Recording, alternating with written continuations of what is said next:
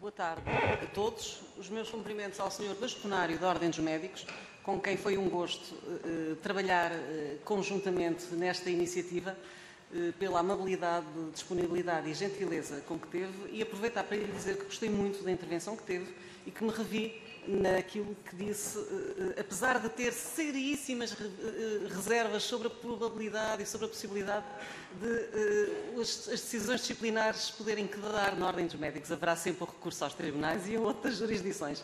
Muito obrigado por toda a colaboração e os parabéns pela brilhante intervenção que fez. Os meus cumprimentos à nossa bastonária, a Sra. Doutora Elina Fraga, a quem cumprimento na presença do Sr. Presidente do Conselho Superior e do Sr. Vice-Presidente do Conselho Geral, Sr. Dr. Rui Savalial, meu marido, e os meus cumprimentos também aos demais elementos da mesa, com quem é um gosto e um privilégio estar aqui. Os meus cumprimentos aos colegas, aos senhores magistrados presentes, aos senhores médicos presentes. É um gosto recebê-los a todos na nossa casa, no Salão Nobre da Ordem dos Advogados. Uma palavra para o Sr. Professor André Pereira, que foi efetivamente quem lançou o rastilho de desafiar, pelo menos a nós, de desafiar para esta interessantíssima iniciativa, que espero que seja a primeira, como diria no Casablanca, o início de uma bela amizade, que entre a Ordem dos Médicos e a Ordem dos Advogados seja o início de uma bela e profícua colaboração. Não posso deixar de dizer um beijinho à minha filha, Maria João, aluna do 3º ano de Medicina, que está aqui entre nós a assistir e que é um gosto tê-la connosco. Um beijinho, minha querida. Bom, eu tinha sempre que dizer, tinha que cumprimentar aqui a minha filha, ela veio de Coimbra para ver, tinha que a cumprimentar. Nós estamos aqui para falar, e vou falar de um tema aparentemente muito árido, muito adjetivo, que é o regime jurídico da prova pericial. Todos nós sabemos como é que se processa a prova pericial. Temos as disposições do Código de Processo Penal, temos as disposições do nosso Código de Processo Civil e ambos os nossos diplomas fundamentais, quer a Lei Processual Civil, quer a Lei Processual Penal, designadamente no artigo 467, número 3 do Código de Processo Civil, que nos diz que as perícias médico-legais são realizadas pelos serviços médico-legais ou pelos peritos médicos contratados nos termos previstos no diploma que as regulamenta. O artigo 159 do Código de Processo Penal tem sobre a epígrafe perícias médico-legais e forenses, conjugado com o disposto no 160A da realização das perícias, remete-nos também para o INML. Vou passar a falar INML, é mais rápido em termos de exposição, e já tive aqui o Sr. Presidente a dizer para eu respeitar escrupulosamente os 20 minutos, portanto vou mesmo abreviar para o INML, como entidade competente para a realização destas perícias. Estamos no âmbito da responsabilidade médica e o regime jurídico das perícias médico-legais e forenses, de resto todas elas, de uma forma ampla, é a Lei 45 de 2004, de 19 de agosto, que regulamenta precisamente o regime jurídico das perícias médico-legais e forenses e que nos diz que elas serão obrigatoriamente, no seu número 1 do artigo 2º, obrigatoriamente realizadas nas delegações e nos gabinetes médico-legais do Instituto Nacional de Medicina Legal. Depois, os números 2, 3 e 4 abrem a exceção, que é regra muitas das vezes, ou seja, a possibilidade do Instituto contratar com entidades terceiras, sejam públicas ou privadas, devendo sempre optar preferencialmente pelas públicas quando em situações de igualdade, em circunstâncias equivalentes, de forma a que tenhamos aqui um regime de uma maior transparência possível. E se nós pensarmos no que é prova pericial e no que nos diz o artigo 368, o 388 do nosso Código Civil e o 389, que foi o Sr. Desembargador, se calhar irá lá também com a valoração da prova pericial. O que é prova pericial? Todos nós juristas, estamos habituados a ouvir falar na prova tarifada, prova taxada, prova legal. Porquê? Porque, basta pensar no que nos diz o artigo 163 do Código de Processo Penal, que todo o juiz artístico, científico, que seja, e técnico, que seja inerente a um determinado conhecimento que não seja detido pela generalidade do cidadão, se presume subtraído à livre apreciação do julgador. E para nós, juristas não, para nós, advogados, tudo aquilo que possa constituir no âmbito de um processo, quer seja responsabilidade criminal, quer seja responsabilidade civil, que seja uma tábua, uma base, a tal prova tarimbada, tarifada, que nos possa retirar da livre apreciação do julgador, e sem desprimor para a livre apreciação do julgador, mas nós sabemos que muitas vezes ela não é aquela que nós esperamos e que decorre das regras da experiência, percebemos facilmente qual é a importância da prova pericial. E por isso é que, na responsabilidade médica, como de resto em todas as provas, em todos os processos em que esteja em causa a apreciação de factos cuja raiz, cuja ratio não seja livremente conhecida, não seja facilmente apreendida, porque envolve um juízo técnico muito específico, é muito importante a prova pericial. No fundo, a prova pericial poderá, em determinadas circunstâncias, e pela prática dos nossos tribunais, direi mesmo que em 98% dos casos, será a decisão do tribunal. É uma decisão muito grande. Se tivermos, se pensarmos nos acidentes de viação, quando nós temos os relatórios, ou em qualquer, se vier um relatório do INML a determinar determinada incapacidade, o tribunal, regra geral, segue aquela incapacidade que está prescrita e que está prevista e relatada no relatório pericial. Mesmo que tenhamos apresentado relatórios que vão instruir a petição inicial e os outros articulados com percentagens ou com indicações diferentes, o Tribunal vai seguir a do INML. Portanto, a prova pericial é muito importante. E porquê? Porque, seguindo as orientações do Tribunal Europeu dos Direitos do Homem, o nosso legislador português entendeu, e bem, consagrar um regime de prova pública, e bem, com várias nuances que a seguir já irei falar, um regime de prova pública para que, acima de tudo, esteja preservada a isenção dos peritos, e como tal a transparência do sistema, e em simultâneo também, portanto, sobre uma tripla vertente, que as perícias devem ser que sejam realizadas num prazo razoável, portanto, celeridade, a que haja igualdade de armas por parte de ambas as partes, quer de autor, quer de réu, tenham acesso às mesmas armas, e que o perito seja independente e que seja isento e imparcial. E para que nós possamos obter esta isenção e imparcialidade, teremos obrigatoriamente que ter alguém neutro, um árbitro neutro. Só que aqui é que funciona como um juiz, um árbitro que tem determinados conhecimentos específicos dentro dessa área. E então temos que o regime jurídico nos remete para o Instituto de Medicina Legal, que depois poderá contratar designadamente nos sítios onde não há gabinetes legais ou gabinetes médico-legais, ou que não há as delegações, Norte, Sul e Centro, pode também contratar médicos ao abrigo de um regime especial, que está previsto depois nos artigos 28 e 29 deste decreto-lei.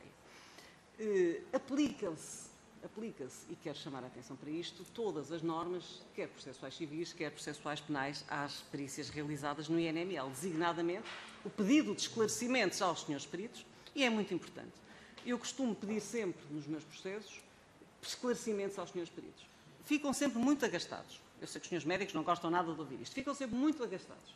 E, invariavelmente, os esclarecimentos vêm mutatis mutandis, igual àquilo que já foi dito.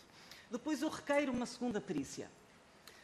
E, feita também no INML, e se a especialidade for só uma, terá a intervenção de um só perito, portanto, porque houve esta alteração. E a segunda perícia vem também, invariavelmente, e posso ilustrar, exatamente igual à primeira.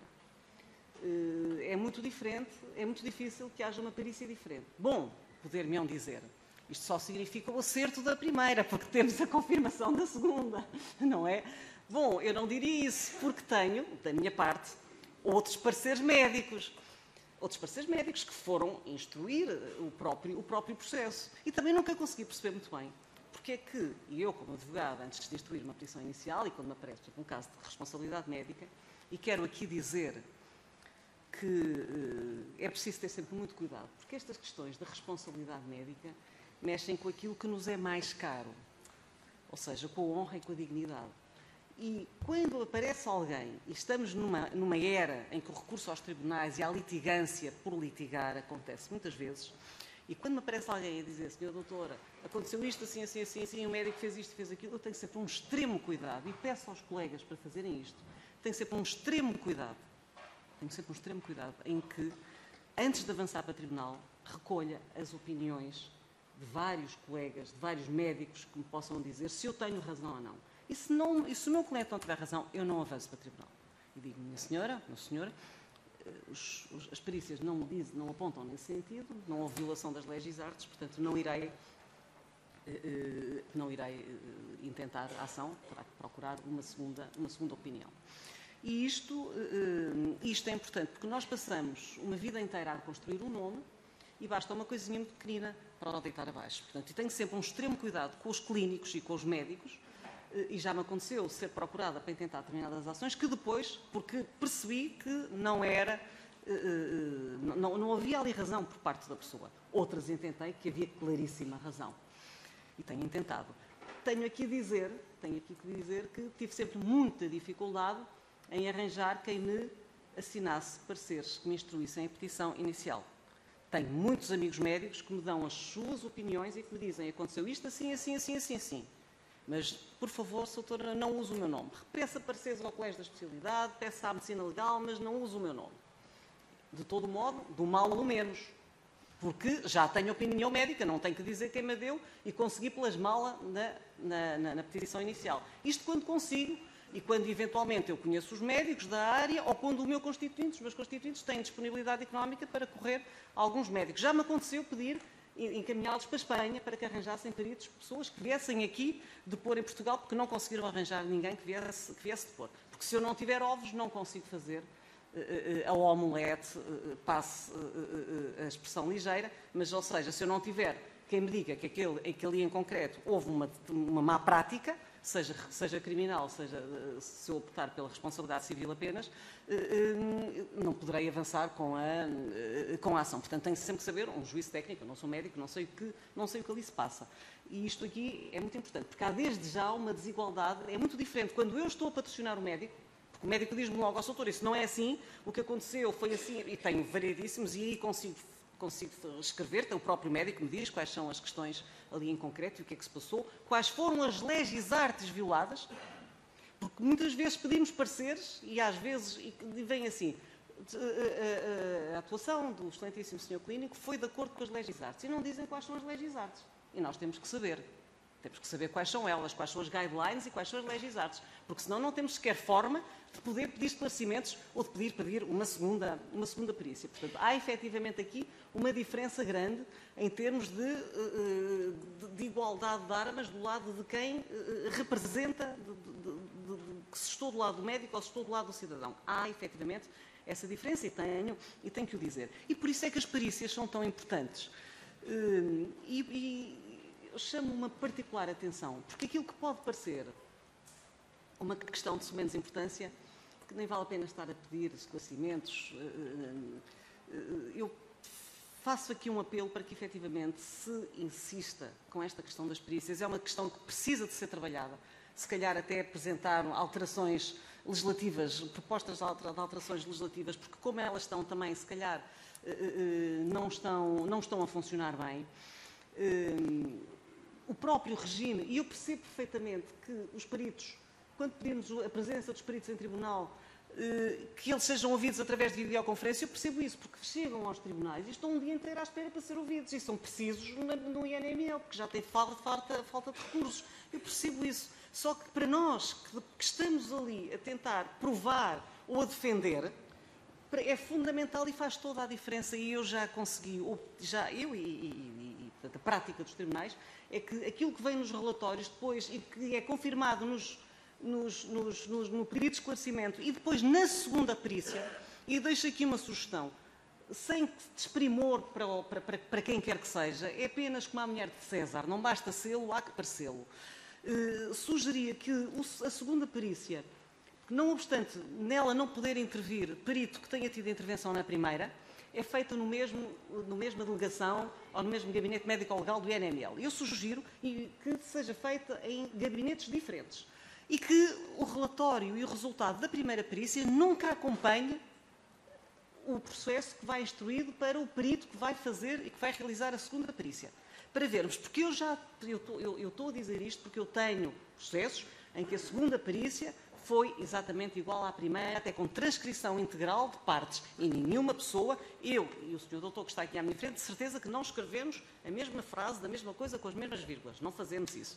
Também discordo, e é importante também aqui dizer isso, quando são pedidos esclarecimentos, quando requer 2 perícias, e quando são pedidos esclarecimentos aos senhores peritos e estão a prestar os esclarecimentos portanto, por videoconferência, discordo que o segundo que vai prestar a seguir esteja dentro da mesma sala. Isto acontece várias vezes. E muitas vezes tem que ter a atitude que não é muito elegante de requerer pedir. Olha, faça favor de pedir para sair, porque é desagradável. É a mulher de César, mais uma vez. É mais uma vez a mulher de César. Porquê? Porque a perícia tem que ser cristalina. Tem que ser cristalina, até para o bom nome dos próprios peritos. Tem que ser, porque é de uma responsabilidade extrema. Não posso, queria falar aqui muito rapidamente de 2 questões que se suscitaram e queria lançar aqui a ideia. Do artigo 3º, número 2, da Lei 45 de 2004, que fala da questão, portanto, que tem um regime específico, uma alteração à Lei Processual Penal, que não é aplicável, as disposições dos artigos não são aplicáveis 154 e 155, portanto, do Código de Processo Penal às perícias médico-legais, a indicação dos peritos, e depois a questão do consultor técnico. A questão do consultor técnico reveste-se da maior importância, porque as partes podem-se fazer acompanhar de um consultor técnico. Devo dizer que já requém um acórdão do Tribunal Constitucional, é o acórdão 133 de 2007, sobre a questão que foi suscitada num processo de não ter sido permitido que um consultor técnico acompanhasse a perícia por ser no INML, e o Tribunal Constitucional julgou a norma conforme à Constituição. Portanto, não há nenhuma declaração de inconstitucionalidade, porque diz que o contraditório, o exercício do contraditório, está assegurado depois com o pedido de esclarecimento e com a parte pública do próprio processo. Por outro lado, também temos aqui uma portinha aberta. Nós, juristas, gostamos muito das portas abertas, que é o artigo 6, número 3, do mesmo diploma legal, que nos diz: o examinado pode, nos termos do disposto no artigo 155 do Código de Processo Penal, com as necessárias adaptações, fazer-se acompanhar por pessoa da sua confiança para a realização do exame pericial. Nada obsta a que a pessoa da sua confiança possa ser, por exemplo, um consultor técnico. E temos aqui, então, a porta aberta que estava fechada anteriormente. Queria falar, e vou falar, apesar do senhor doutor, ter aqui uma questão germânica, uma perspectiva germânica do tempo, já me disse, mas eu tenho que falar disto, que é a questão que não podia estar mais de acordo com o Sr. Bastonário, que é a questão do Conselho Médico-Legal. Neste momento, estamos a ter decisões, não sei se já se aperceberam, como esta.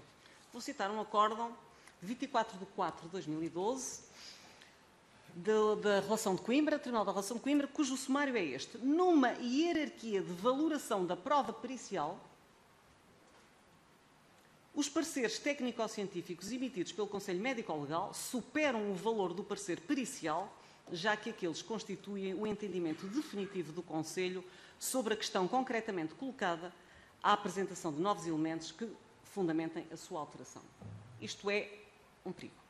Primeiro, numa hierarquia de valoração da prova pericial, não há hierarquias de valoração da prova pericial. O Tribunal, e o Sr. Juiz irá falar sobre isso, valora a primeira e a segunda perícia como muito bem entender. A segunda não derroga à primeira e a primeira não tem mais força do que a segunda. O Tribunal o que tem que fazer é que, ao optar por uma, se elas divergirem, explicar o juízo de cognoscibilidade que esteve presente à divergência e tem que fundadamente que fundamentar essa divergência. Não há aqui nenhuma, não conheço nenhuma disposição legal que diga que há uma prova, uma hierarquia de prova pericial. Fala-se da prova pericial em si como prova legal, mas o Conselho Médico-Legal não é o primus inter pares da prova pericial. Não é, de todo. E muito menos quando se diz que constituem um entendimento definitivo que não podem ser revistos porque constituem o entendimento definitivo daquele Conselho. Vejamos, se virmos a composição do Conselho Médico-Legal, órgão prestigiadíssimo e por qual eu tenho a maior consideração e que muito prezo, vejo que ele é composto, penso que por 20 ou 21 elementos, penso que por 20 elementos, médicos, professores universitários, juristas. Ora, sei que aqui o meu querido amigo, o Sr. Professor André Pereira, já fez parte do Conselho Médico-Legal. Muito bem, muito bem. Mas fez parte. Imaginemos que lhe aparecia um parecer em que, por exemplo, há uma das áreas que está representada, que é a neurologia e a neurocirurgia, que apareceu uma questão de neurocirurgia. Parecer esse, que é feito pelo relator. Eu pergunto, meu querido amigo, que conhecimentos de neurocirurgia o Sr. Doutor tem, o Sr. Professor tem, para discutir o parecer de... Era o professor Larantunes, penso eu, o anterior membro. Que conhecimentos os juristas que lá têm sobre obstetrícia, enfim, qualquer uma das tem. E, no entanto, o parecer é votado por unanimidade. Como é votado por unanimidade, também não conheço nenhum que não tenha sido. Como é votado por unanimidade, constitui a posição definitiva e o entendimento definitivo daquele órgão. E, como tal, insuscetível de revisão. Aconteceu-me num processo em Coimbra, portanto, e é importante porque estas coisas começam a aparecer, e é a perspectiva prática, em que o Tribunal requeriu uma consulta técnico-científica ao Conselho Médico-Legal. O Conselho Médico-Legal emitiu parecer. Demorou, mas emitiu parecer. Eu pedi esclarecimentos. O relator em questão não gostou, ficou agastado, percebeu-se perfeitamente, disse que inclusive até... Mas não interessa. Os esclarecimentos vieram iguais. E eu requeri a segunda perícia, a realização de segunda perícia.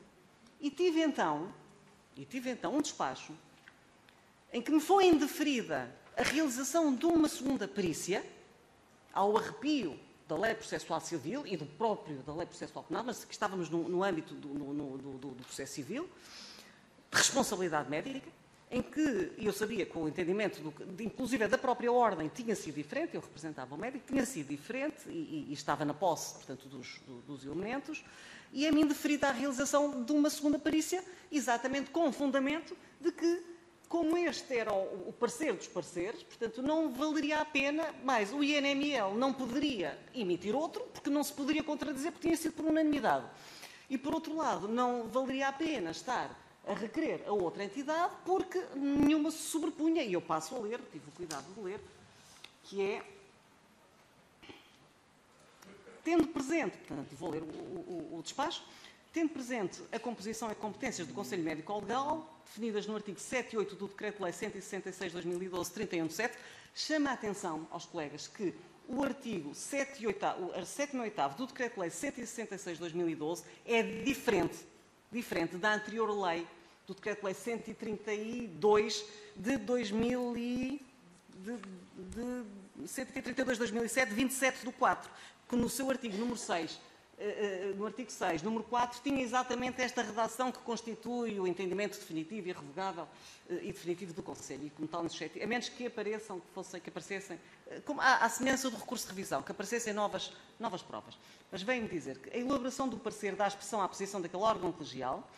Nessa medida, e muito embora na lei orgânica do INML não esteja prevista uma norma com teor correspondente à que estava prevista no número 4 do artigo 6 do Decreto-Lei 131/2007, entendemos que no contexto está afastada a possibilidade de ser peticionada uma segunda perícia, que se traduziria na elaboração de um segundo parecer, o qual, ainda que elaborado por um outro médico, sempre seria sujeito à aprovação pelo mencionado órgão colegial que já aprovou o parecer junto aos autos. Deste despacho e depois recurso para o Tribunal da Relação de Coimbra, que ganhei, portanto, e que me deu razão, e que neste momento já temos dois pareceres, dois acórdãos em sentido diferente. Mas este acórdão da Relação de Coimbra, de 24 de 4 de 2012, está a fazer escola, porque, noutro processo, já me apareceu outro despacho que me dizem exatamente que... E vou ter que ler para que se perceba bem, porque tem que se chamar a atenção para isto, e é exatamente nesta sede, a prova pericial, que dizem: numa hierarquia de valoração da prova pericial, em abstrato, o valor a atribuir aos pareceres do Conselho Médico-Legal superam, em toda a linha, o valor de outros entendimentos periciais, já que aqueles, e repetindo, constituem um entendimento definitivo do Conselho sobre a questão concretamente colocada.